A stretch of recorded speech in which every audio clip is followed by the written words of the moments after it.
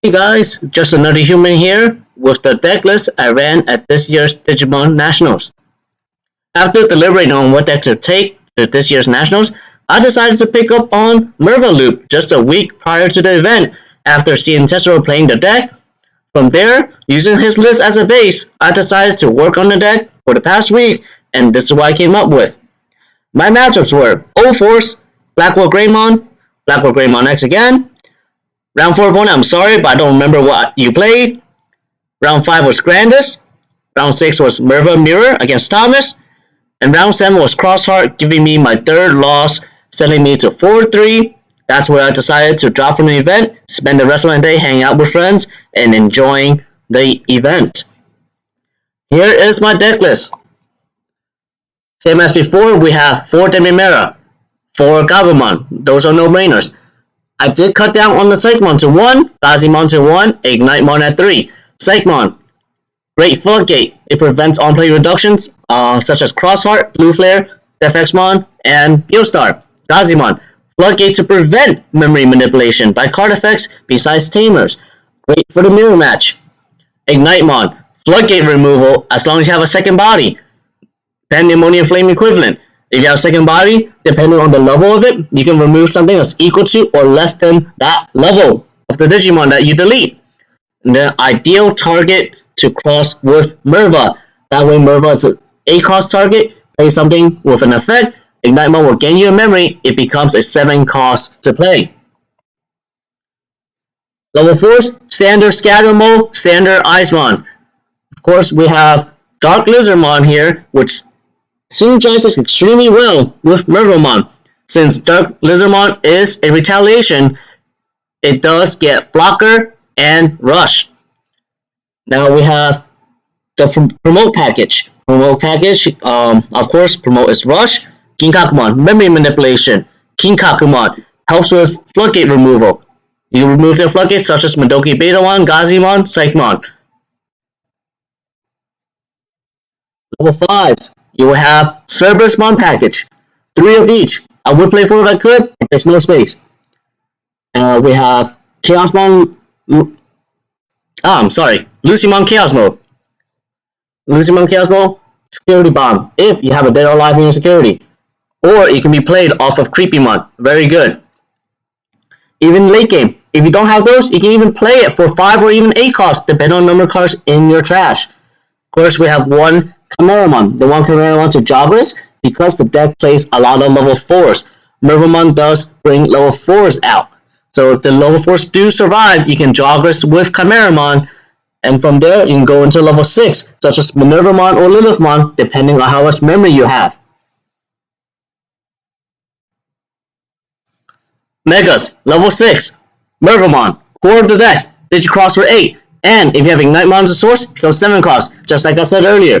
It brings 2 bodies from the trash, level 4 or lower, and if they have Retaliation or Xros Heart, they do have Rush and Blocker. Great for late game finisher or early game pressure. You can bring 2 Icemon Scatter Modes back with the effect. Now you have early game pressure. Icemon Scatter Mode can facilitate your hand, fixes your hand, fills up your trash, and do damage to their security. Minervamon, if deleted, can bring Mervamon out from trash and Digicross as well. Because in this case, when Mervamon is being played, when you're playing the Digimon, you can Digicross. So then you can Mervamon, Digicross with a Ignitemon in there, bring 2 more bodies, you gain a memory from that. Lilithmon, recycle options usage, allows for memory manipulation. Creepymon, attack with a high PP Digimon, and depending on cards in your trash, it could be even higher. Also, depending on how much cards your opponent has in their deck, you could even deck them out. Very good for the mirror match, very good against Mastemon. You could possibly even bring a Werewolfmon back, and Werewolf mode can delete a Cerberusmon to get 9 extra memory, or bring back a Lucimon. Lucimon can delete a Tamer or Digimon. Nidhoggmon allows for memory manipulation. I like this as a one-off, this way I can continue my turn, or end my opponent's turn if they delete a Digimon that allows me to draw and discard. Megas, level 7, Omnimon Zord. Wideboard play, recycle level 6. Best way to get your Lilithmon back. You can get your Lilithmon Then you're on the Digivolving effect, play Jack Rays, go to 6. Now you can go into Zord. Zord can bring your Livmon back to your hand, and now you have extra bodies and a big body. Def Xmon, very good for whiteboard removal. Kind of a standard staple now. Extremely strong against Xros Heart, especially when combo with Psychmon. Deck is extremely weak to floodgates such as Palmumon, Psychmon, Madoki-Betamon, Gazimon. Okay, you can't. Def Xmon does not help with Psychmon, but it helps with everything else. So your other removal need to get rid of Psychmon in order for you to play your Def X. Tamers, analog use. That's all you need. Potentially search for your missing pieces. And your rookie. On your level 4, on your level 5.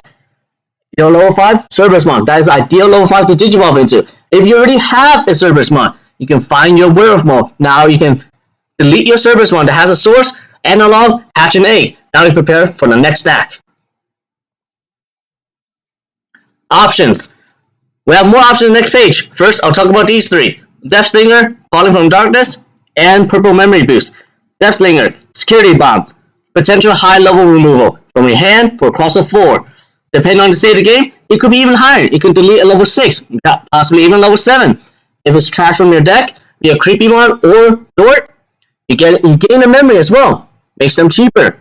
Falling from the Darkness, recycle Digimon from the trash, is a play extender. Or, if it's early game, find your pieces early. You might have a rookie starting, but now you don't have a rookie. You can call it, bring your rookie back, now you have a rookie to play. Or even a scatter mode. Purple Memory Boost. Delay memory for future use as 2 memory. Or, if it's hidden security, it just comes into play. It helps with consistency. Once it's played, you find your pieces, now you wait for later to OTK with. The rest of the options, Dead or Alive, just a one-off.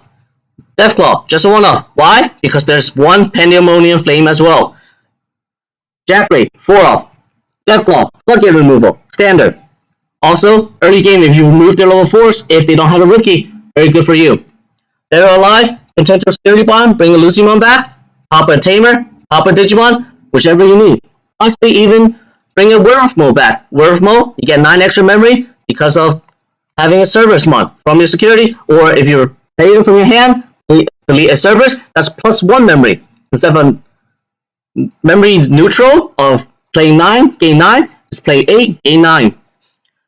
Jackray, of course, memory manipulation, play extender.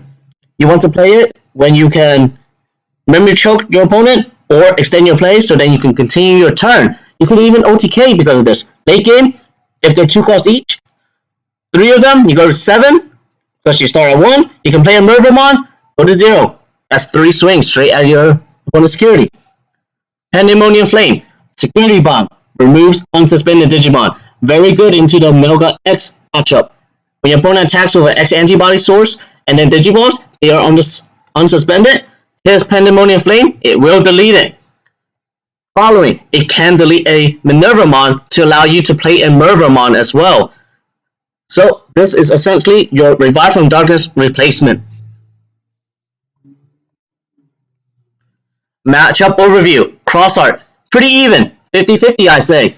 Psychmon and Mervamon. They can overpower the deck if they are played together. However, new Xros Heart support with Taiki and Kiriha and Nene. It's a deck time to filter, find pieces, and out the board. Blue Flare. Extremely bad matchup. 2080, maybe even lower. Very hard to play against. Blue Flare plays a lot of floodgates. They play Madoki-Betamon, prevent memory manipulation. They also love it when your opponent goes wide. Riverloop, they love going wide. Blue Flare, they stun wide boards.